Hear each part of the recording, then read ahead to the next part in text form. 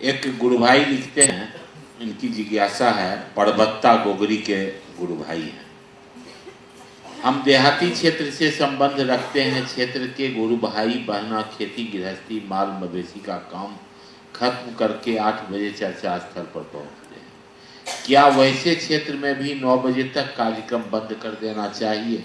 देखिए, कोई भी नियम बनाया जाता है ना, उसके पीछे कुछ कारण होते हैं।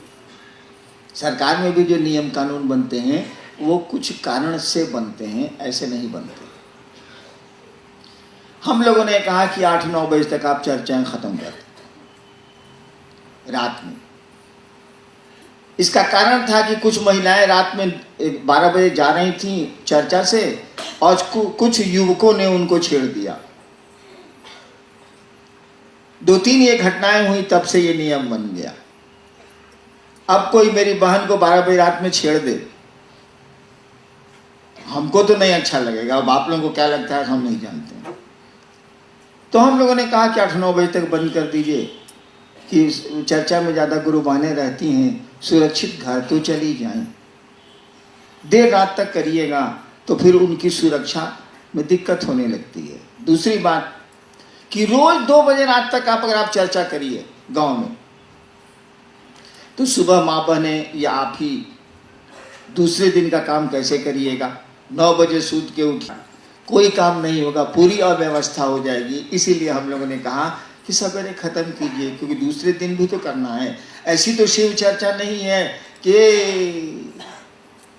बैसाख में नाच होखे वाला बाप पर्वता में चलना है। अब पूरा लोग रात भर बैठ के नाच देख रहा है पर्वता में। तो साल में देखे दिन नहीं देखेगा कि सालों भर देखता है, उसमें कोई दिक्कत नहीं, रात भर देखिए। लेकिन शिव चर्चाएं तो साल में एक दिन नहीं होती हैं, प्रतिदिन होती हैं, हमेशा होती हैं। घर घर में शिव चर्चाओं को आपको पहुंचाना है। अभी तो गांव-गांव में पहुंचा रहे हैं ना सर। अब आवेगा 14 मई की घर घर में शिव चर्चा को पहुंचाइए। अब 15 के बाद आवेगा कि आदमी आदमी में पहुंचाइए। तो घर घर में जब शिव चर्चा पहुंचेगी तो घर की व्यवस्था नहीं टूटेगी, चर्चाएं करेंगे तो। अब रही बात कि आपका कहना है कि लोग खेती से आते ही हैं 8 बजे रात में, आप करिए, कोई दिक्कत नहीं है। अब सप्ताह में एक दिन करते हैं, करिए, आप 11 बजे तक करिए। लेकिन देख लीजिए कि 11 बजे के बाद ये गुरु बहने या गुरु भाई जाएंगे तो इनको कोई जाने में तो दिक्कत नहीं हो रही है। इसका भार ले लीजिए कि सुरक्षित आप पहुंचा दीजिएगा, तो कोई दिक्कत नहीं है, समय बढ़ सकता है। मैं 2:30 बजे, 3 बजे, 3:30 बजे चर्चा मधेपुरा में खत्म करता था रात में। अब महिलाएं भी रहती थी, 3 बजे, 3:30 बजे चर्चा खत्म होती थी मधेपुरा में। और सबको मैं जीप में बैठाता था खुद, रात में तो ड्राइवर रहता नहीं, खुद बैठाता था। एक एक गुरु बहन और गुरु भाई को अपने से गाड़ी चला के 3 बजे, 3:30 बजे सबके घरे घरे उतारता था। खिलाता भी था, मेरी पत्नी खाना भी खिलाती थी। और चर्चा खत्म होने के बाद 3-3:30 बजे सबको दरवाजे दरवाजे जीप से मैं खुद उतारता था। इतना आप कर सकते हैं तो कर लीजिए, हमको कोई दिक्कत नहीं। अगर आप सुरक्षा का भार ले सकते हैं गुरु भाई बहनों के तो बढ़ा लीजिए। हाँ, अब इतना ही 3 मंजिला का लोग ही चर्चा कर रहा है तो करिए, रात भर। क्यों रोक रहा है आपको भाई जी? कहे कि यहां से निकलेगा ऊपर जाएगा, ऊपर से निकलेगा ऊपर जाएगा, ऊपर से निकलेगा ऊपर जाएगा, सर घरे में नहीं जाएगा। कोई सुरक्षा का तो खतरा नहीं है। एक मोहल्ले के लोग कर रहे हैं, सभी एक दूसरे को जानते हैं, करिए, कोई दिक्कत नहीं। लेकिन रोज रोज 2 बजे रात तक करिएगा तो बड़ी मार मारेगा परिवार वाला सब। काहे कि काम, आखिर गृहस्थ जीवन है ना, आदमी अपने घर का भी तो काम देखेगा। दोनों आपको लेके चलना है ना, घर भी और बाहर भी, शिव चर्चाएं भी और अपना काम भी। चलिए, इन्हीं की दूसरी जिज्ञासा है, क्षेत्र के गुरु भाई बहना 30 दिन गुरु कार्य से बाहर रहते हैं। यदि विदाई स्वरूप 400-500 रुपया मांगते हैं, क्या ये गलत है या सही? बिल्कुल गलत है। कुछ गुरु भाई का कहना है कि ऐसा करने वाले गुरु भाई बहना का नाम ब्लैक लिस्ट में आ गए हैं।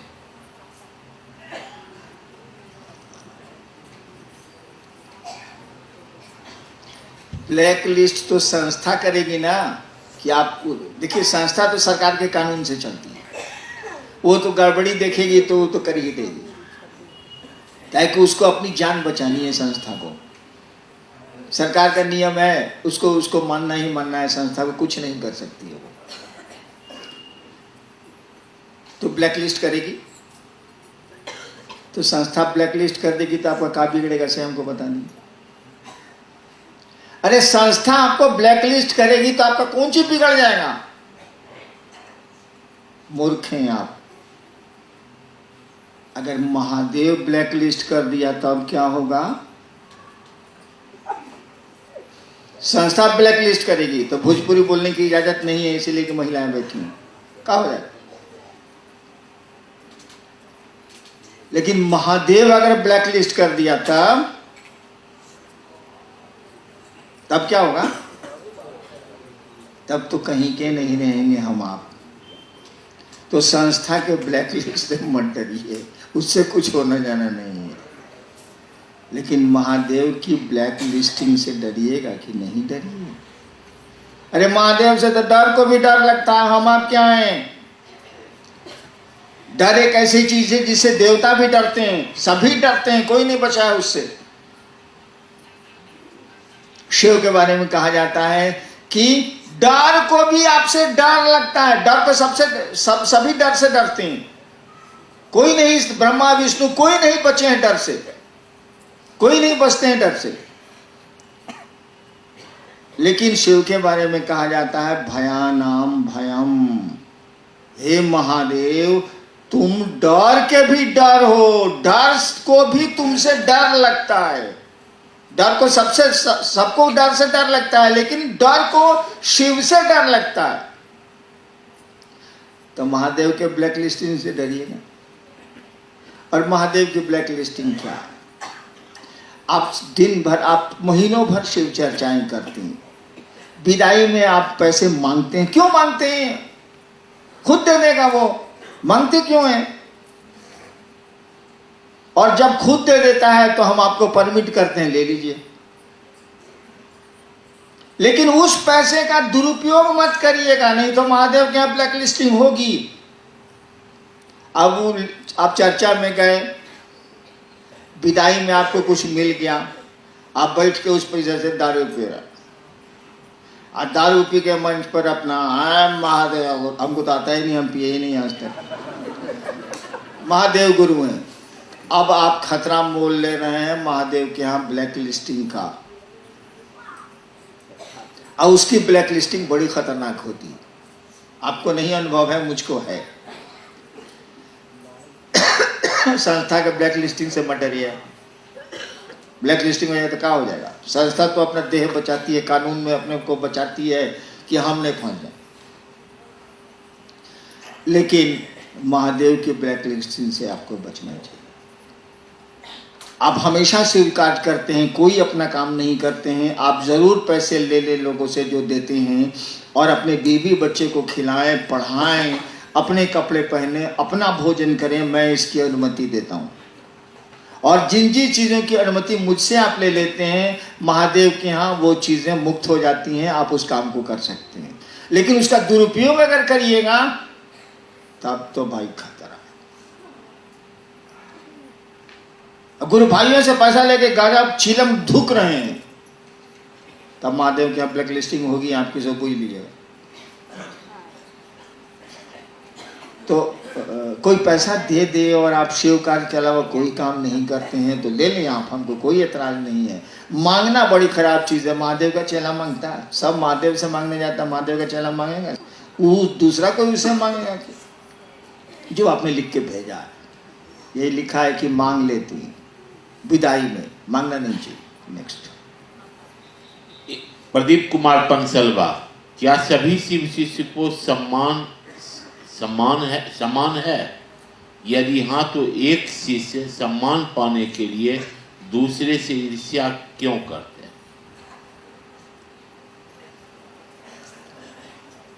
क्या सभी शिव शिष्यों को का सम्मान समान है, बराबर है? बिल्कुल है।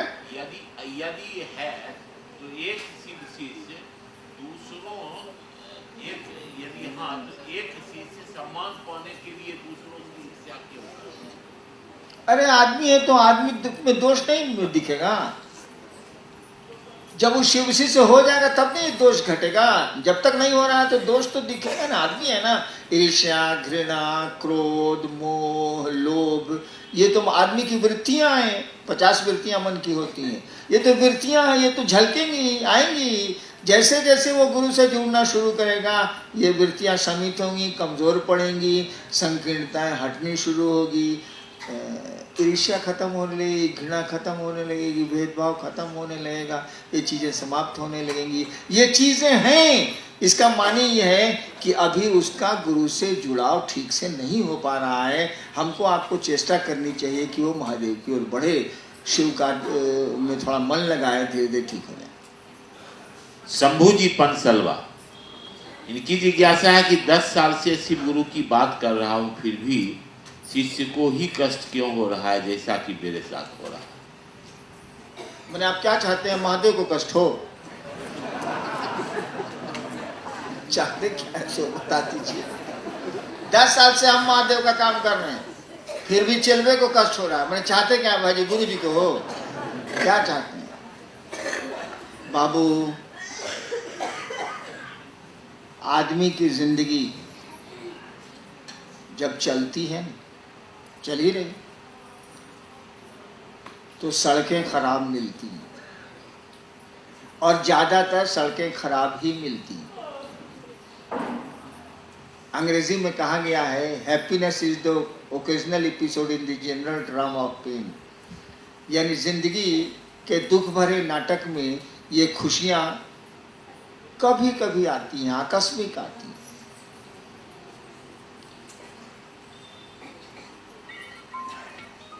तो दुख तो आपको ही आएगा, हमको ही आएगा। वह महादेव तो इन चीजों से परे की सत्ता है जो हमारा आपका गुरु है। लेकिन इस दुख के बाद भी,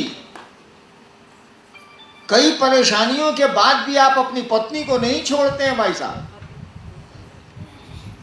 अपने माँ बाप से अलग नहीं होते हैं आप। अपने बच्चे को अपना ही समझते हैं, लाख पीड़ा में रहें, कष्ट में रहें, परेशानी में रहें, नहीं छोड़ते हैं आप। नहीं सवाल करते हैं कि हम इतना परेशान हैं तब भी हम बेटवा को कहे रखे हुए हैं, आप आशीर्वाद दीजिए कि हम बेटा को भगा दें। कभी नहीं कहते आप। यानी वो आपका अपना है, इसीलिए उसको समेटे रहते हैं, बाकी कष्ट झेलते रहते हैं। महादेव पराया लगता है क्या? गैर लगता है क्या?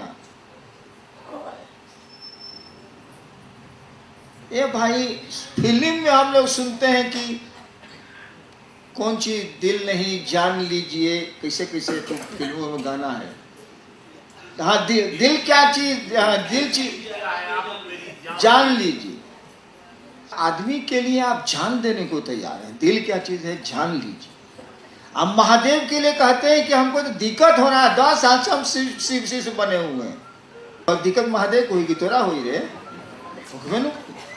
जिंदगी है तो माँ को बड़ा दर्द देके हम आप पैदा हुए हैं भाई साहब। अब खुशियां कहाँ खोजते हैं? आए थे ना धरती पर, तो मैं जब पैदा हुआ था, लोग कहते हैं मैं रोया नहीं था, तो पूरा गांव का लोग रोने लगा कि जाई तो मरल लड़का पैदा भइल। 10 मिनट 5-8 मिनट के बाद मैं रोया तो जग हंसा, लोग खुश हो गए।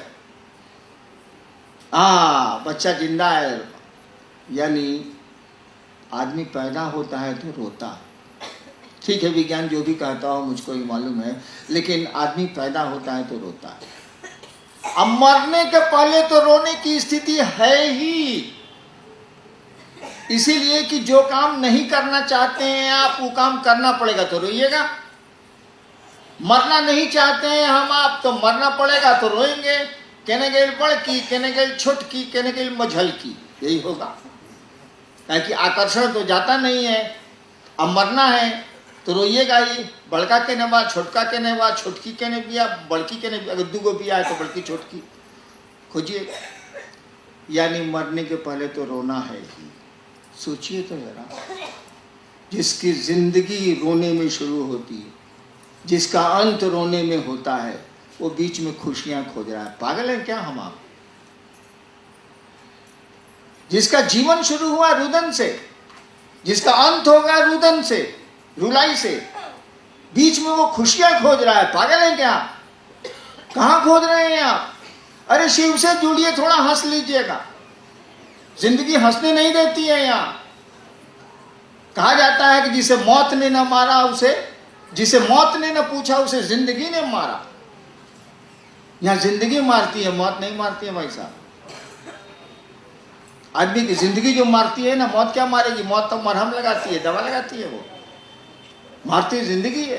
क्या घबराते हैं? क्यों घबराते हैं आप? और घबरा के भी अपनी चीजों को नहीं छोड़ते हम आप। शिव को क्यों छोड़ देंगे? जो है सो देखा जाएगा। तेरी महफिल में किस्मत आजमा के हम भी देखेंगे, घड़ी भर को तेरे नजदीक आके हम भी देखेंगे। जो वही से देखल जाए। चलो महादेव गुरु बड़े लोग के महादेव के चेला बनाए। अरे खाना मिलता नहीं, उतना मिल जाएगी, कपड़ा पहने के मिलता नहीं। चलो ठीक, जो वही से देखल जाए। तेरी महफिल में किस्मत आजमा के हम भी देखेंगे। गुरु बहन कौशल्या रसोक, तो इनकी जिज्ञासा है, बहुत भाई बहन चर्चा में कहते हैं दया नमन होना है, होना ही चर्चा करने से पहला तीसरा सूत्र हो जाता है। फिर 3 सूत्र कैसे बताएं? दया नमन होना ही चर्चा करने से पहला तीसरा सूत्र हो जाता है। चर्चा नहीं होता। चर्चा में तो ठीक है, चर्चा में हो जाएगी, दया भी हो जाएगा, नमन भी हो जाएगा। दया भी मांग लेंगे आप, मन ही तो मांगने की स्थिति पैदा ही हो जाएगी, मांगने की जरूरत नहीं है। अब प्रणाम करेंगे ही करेंगे आप। इसीलिए कि इतना आदमी के सामने बोलने के लिए बैठा दिया गया, तो हुकू रुकू करके कीजिएगा, तो ऑटोमेटिक दया मांगिएगा, ऑटोमेटिक महादेव को प्रणाम करिएगा कि थोड़ा दया कर दिए से, नहीं तो हुले ले हो जाएगा मेरा। वो तो होना ही है। लेकिन चर्चा नहीं करिएगा तब। 3 सूत्र इसीलिए दिए गए हैं कि आप तीनों का रियाज रखें। चर्चा तो एक स्थिति के बाद बंद भी हो सकती है। मान लीजिए बीमार हो गए आप, मान लीजिए आपके गले में दर्द हो गया, मान लीजिए कोई आदमी बहुत बूढ़ा हो गया, वो बोल नहीं पा रहा है, तो क्या करें? इसीलिए दया मांगने की स्थिति रखी गई है, प्रणाम करने की स्थिति रखी गई है, क्योंकि ये तो खुद ही करता है मन। आप दया मांग ले मन ही मन, आप अपने गुरु को प्रणाम कर ले मन ही मन। चर्चा के लिए तो आपको बोलना पड़ेगा, और बोलने के लिए शरीर में ताकत चाहिए।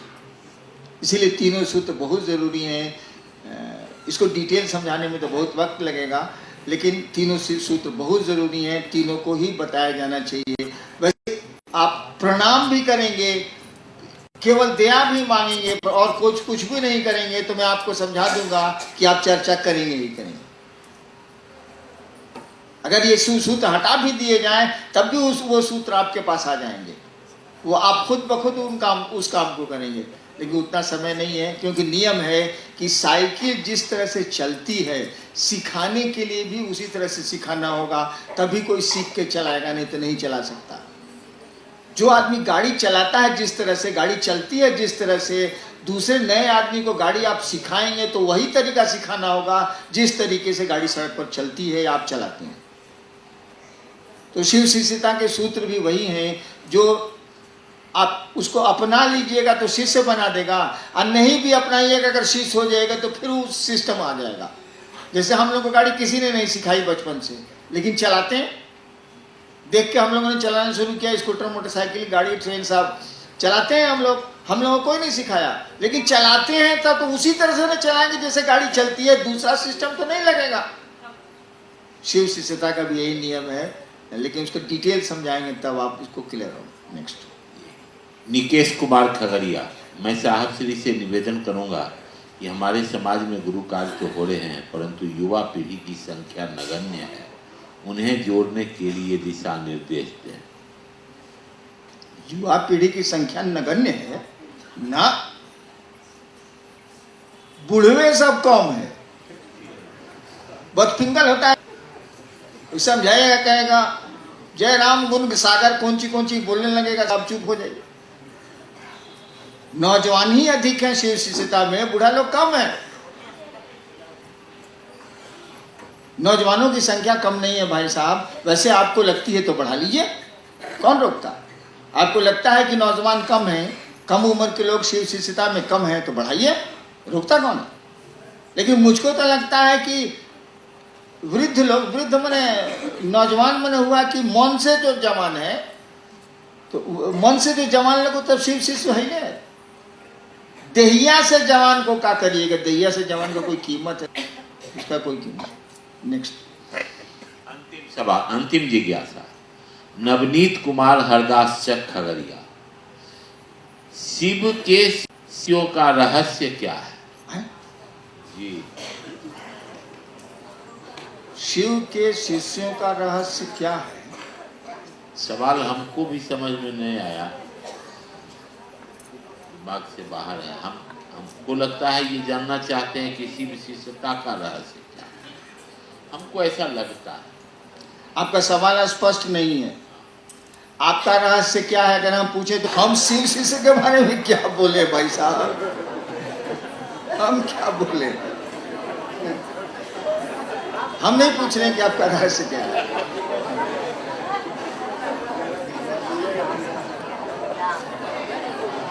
चलो बहुत बढ़िया, खगड़िया में काम बहुत सुंदर हो रहा है। और जहाँ तक मेरे आने का सवाल है, मैं आऊँगा, लेकिन थोड़ा आप लोगों को इंतज़ार करना पड़ेगा। मैं आऊँगा ज़रूर खगड़िया, नहीं क्यों आऊँगा? अरे आप ही के क्षेत्र से काम शुरू हुआ, उसी इलाके से काम शुरू हुआ, आप कर रहे हैं। लेकिन खगड़िया को चाहिए कि बिहार से बाहर भी निकलें, बिहार से बाहर भी जाएं, आप लोग मौका निकाल के जाएं। और जो नहीं जा पाते हैं वो अपने इलाके में शिव चर्चा को जागृत करें, जगाएं उसको, बढ़ाएं उसको। चलिए आप समूह को मेरा प्रणाम।